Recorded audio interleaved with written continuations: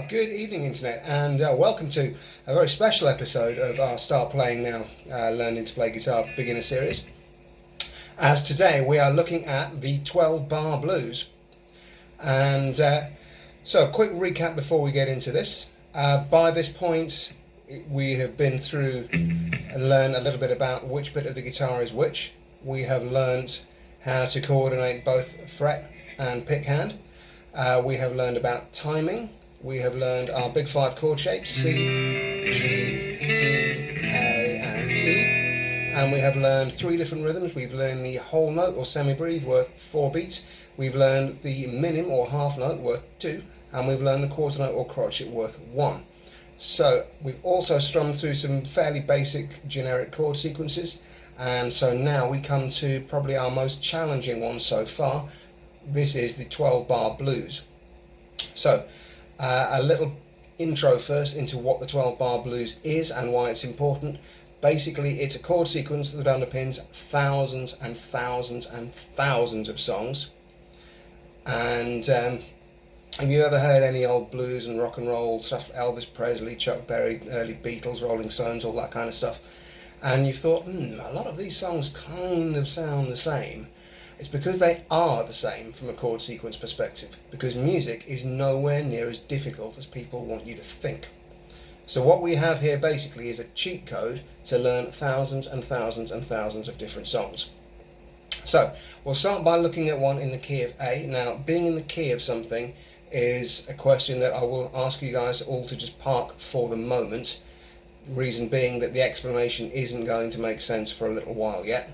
So we'll come back to that. What it means for us today is we're going to be needing the three chords of A, D,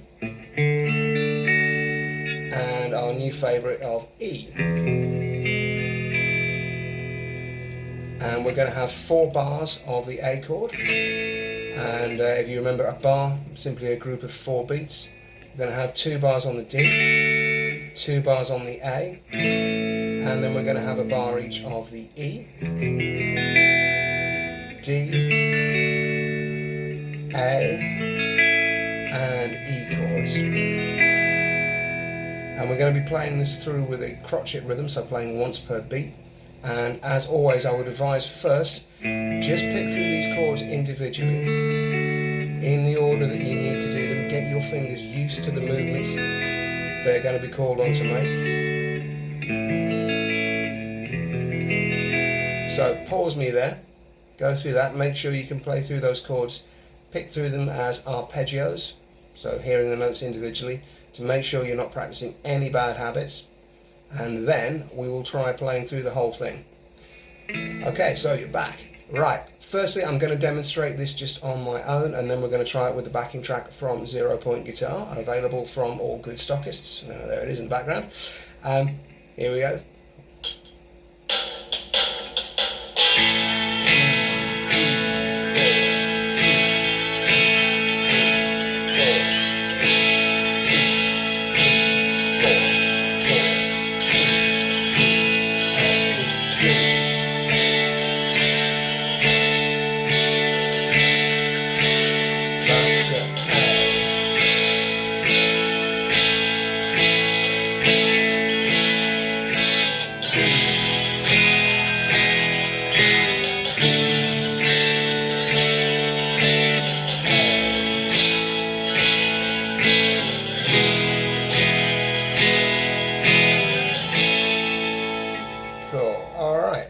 So next up, let's look at this in the key of G, and what that means is that we're now going to be using 4 bars of the G chord, 2 on the C chord, back to 2 on the G, and then over to a bar each of D, C, G, and D. And that little 4-bar section on the end, that's called the turnaround, where the chord sequence literally turns around and gets ready to repeat. And usually if you're having any issues with fingering the chords, that's probably where they're going to be. That's the hardest part of the song, so if you need to invest a little extra time in getting that part right, that's absolutely fine and that's perfectly normal. Okay, so again, arpeggiate your way through these chords, pause me, when you're ready we'll come back and do some strumming. Okay, so you ready to do some strumming again? Again, I'll play through one time myself and then we'll try it with the backing track. So here it is. 1, 2, 3, 4, 2, 2, 3, 4, 3, 2, 3, 4, 4, 2, 3, up to C, 2, 3, 4, 1, 2, 3, back to G.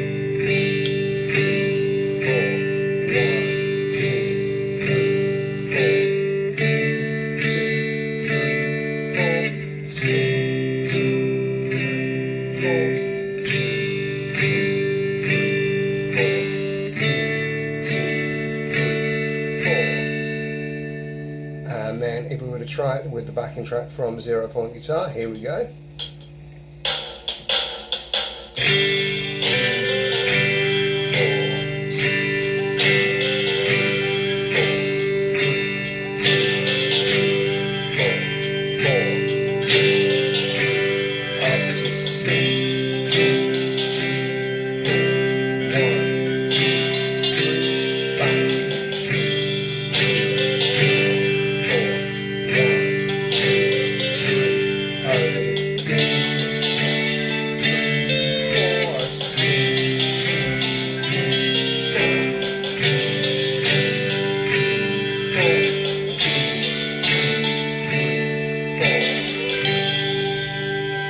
Okay, and then lastly, we're going to move over to the key of D.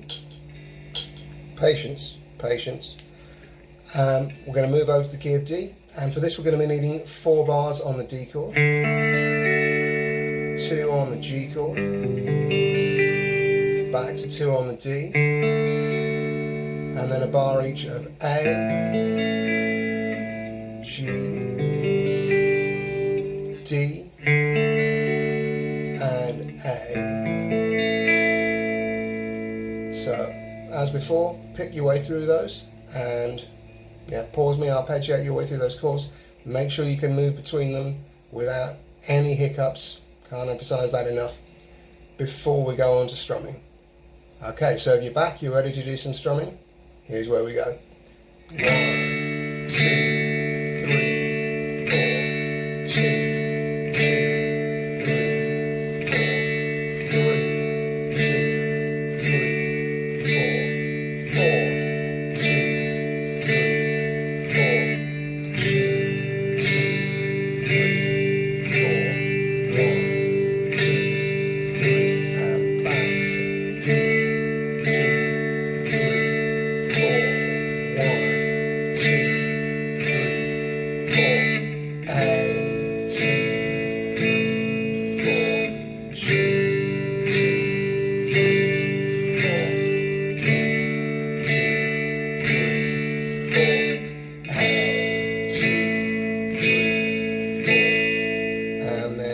Let's finish up now by playing that along with the 0-point guitar backing track.